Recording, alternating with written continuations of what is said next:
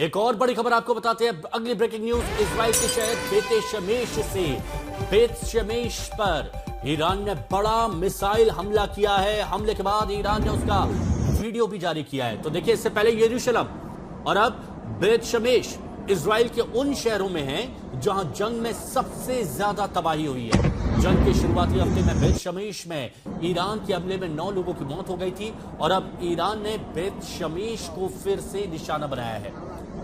अब देखिए television screen पर बेत शमेश पर हमले का वीडियो आप देख रहे हैं।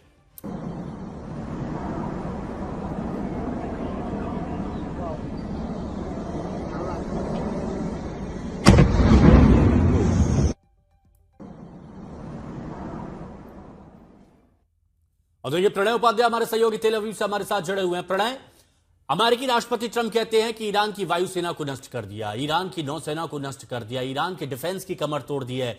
फिर हम देख रहे हैं यरूशलेम में बेत शमेश सब जगह जोरदार हमले किए जा रहे हैं। कौन दे रहा है फ्री अंजाम? निश्चित रूप से इस युद्ध की लंबी तैयारी ईरान की तरफ से भी की गई थी और ईरान ने अपने जो मिसाइल ठिकाने हैं खासतौर पर उनको इसी तरीके से तैयार करके रखा था कि जब ऐसी कोई स्थिति आए तो वो पलटवार की स्थिति में हो। और ईरान लंबे समय से यही कोशिश करता रहा है कि इस लड़ाई को जितना ज्यादा लंबा खींचा जा सके, जितना वो पलटवार कर सके, उसमें वो अपनी सत्ता को भी बचाने में कामयाब होगा और साथ ही अपनी सेना को भी बचाने में कामयाब होगा। तो ईरान की तरफ से यही रणनीति है कि अलग अलग जगहों को ठिकाने को निशाना बनाया जाए। और पिछले कुछ घंटों के दौरान हमने एक और पैटर्न देखा है कि उत्तरी इजराइल के इलाके के अंदर हिजबुल्ला और ईरान दोनों की तरफ से साझा वार किया जा रहा है। वहीं दूसरी एक कोऑर्डिनेटेड सा अटैक देखने को मिल रहा है। वहीं दूसरी तरफ अगर आप दक्षिणी इजराइल के हिस्सों की बात करेंगे, चाहे नेगेव की बात करें या इलाद की बात करें, तो इन इलाकों के अंदर यमन के हूथी और ईरान की तरफ से जो है संयुक्त कार्रवाई या कोऑर्डिनेटेड कार्रवाई देखने को मिल रही है। तो ये चीजें बताती हैं कि अभी भी इजराइल के खिलाफ वो खतरा कम नहीं हुआ है, वो खतरा खत्म नहीं हुआ है। और यही वजह है कि लगातार जो आसमान में गड़गड़ाहट की आवाज सुनने को मिल रही है, धमाकों की आवाज सुनने को मिल रही है, वो दरअसल जैसा आपने जेरूसलम के बारे में भी बताया, ये धमाके जो हैं ये इंटरसेप्शन के भी धमाके होते हैं, क्योंकि आसमान में ही उन आने वाली मिसाइलों को नष्ट किया जाता है।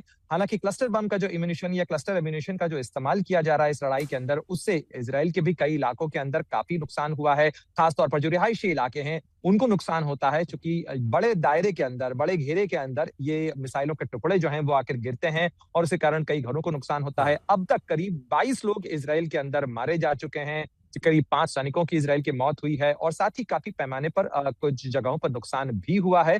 खासतौर पर अगर जो हाइफा की रिफाइनरी के ऊपर कल जो अटैक किया गया था वो इजराइल के लिए काफी महत्वपूर्ण है। उसकी ऊर्जा सप्लाई के लिए सबसे बड़ी रिफाइनरी है हाइफा की रिफाइनरी।